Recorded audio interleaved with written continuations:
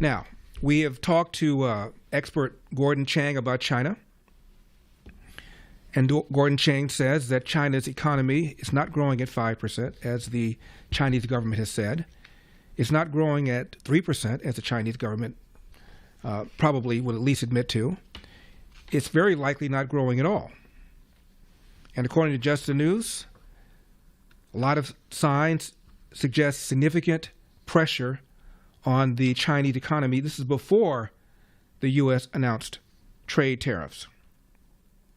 Gordon Chang says they reported a 5.4% growth in the first quarter, but when you look at underlying indicators, it looks more like zero. And as you know, China has simply stopped publishing a lot of their economic data, but some of it is still publicly available. Last month, hundreds of Chinese factory workers took to the streets to protest over factory closures and economic uncertainty spurred by tariffs. According to the Financial Times, factories across China began to slow production and furlough workers in anticipation of the tariffs. One factory worker told Financial Times, quote, "Our export orders disappeared, so we've temporarily stopped working," close quote. Also, apparently major economic stress in the real estate sector. A substantial amount of Chinese people have much of their net worth tied up in real estate, as much as 70%, according to one expert. And local governments have seen ballooning debt because of their over-reliance on property sales for revenue. Youth unemployment now stands at 17%, double that of the United States. It reached a record high, by the way, back in 2023 of 21.3%. Now it's at 17%. So the Chinese economy has already been in deep, deep voodoo, which is why, despite their huffing and puffing, they went to the table and apparently are negotiating some sort of deal with us for reduced tariffs and perhaps work on the fentanyl and perhaps work on forced transfer of technology and theft of intellectual property. Here's what Trump said, number 30. What parameters have you given Scott Bessent on negotiating with China this weekend?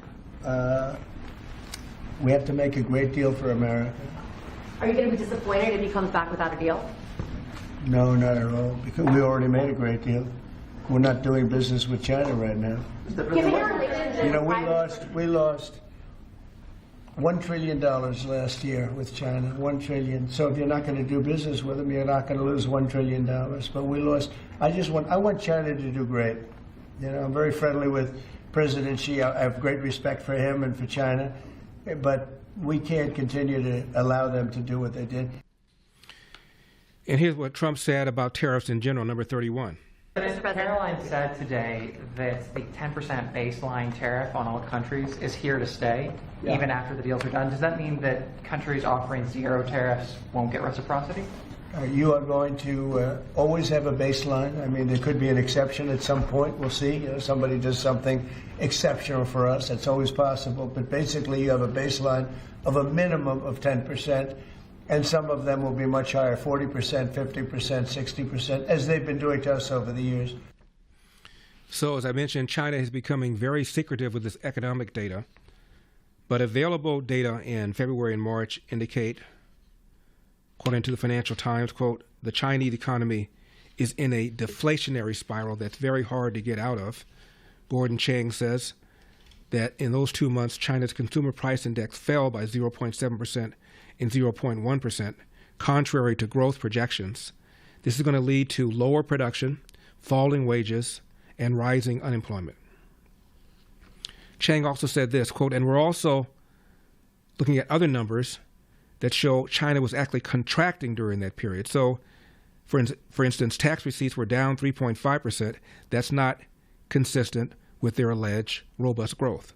So we're seeing an economy that is being hit by the tariff at a time when it's already been in trouble. End of quote. So we have 177,000 jobs created in the month of April, higher than what experts anticipated. We have 0% inflation in March. I repeat, 0% inflation in March. I watch a lot of business channels, cable channels, and I'm cutting on CNN, MSNBC. I thought for sure that they might mention 0% inflation, even though they hate Donald Trump in March. And I didn't see it. I'm not saying they didn't air it because I can't watch it 24/7, but during the time that I was watching, it mentioned it on the other channels, but not on CNN, not on MSNBC. And the U.S. and China has now announced tariffs against each other will be reduced for a 90-day period. Trump announced that the tariffs are still going to retain the 10%, but China has agreed to, quote, adopt all necessary administrative measures to suspend or remove the non-tariff countermeasures taken against the U.S. since April the 2nd, close quote. Under this deal, reciprocal tariffs for both countries will be reduced by 115%. U.S. will temporarily lower its tariffs on Chinese goods from 145% to 30%, and China will reduce its levies on American products from 125% to 10%. And these actions are supposed to be taking place day after tomorrow. The country put out a statement they agreed to. These deals, quote, highlight the, quote, importance of a sustainable, long-term, and mutually beneficial economic and trade relationship, close quote. They also agreed to set up a mechanism to continue further discussions. Now, what does this tell you? Yes, China is responsible for many of our pharmaceuticals. Yes, China is responsible for computer chips that go into the cell phones and go into the EVs. And yes, they control the places where the rare earth, I'm talking about lithium, nickel, and cobalt, are either mined or manufactured or produced. But they are heavily dependent upon us, heavily dependent upon American consumers.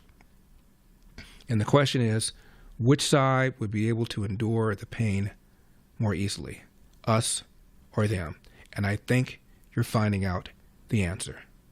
So now Trump has done a deal with the UK, apparently on the brink of doing a deal with India, is discussing with the other European Union countries another deal. Now, the stock market up around 1,200 points today, which means all of the losses from so-called Liberation Day have now been restored and then some. Say it ain't so. Poor Trump-hating Democrats. You have to root for unemployment. You have to root for inflation. You have to root for the stock market to go down. And it's just not happening.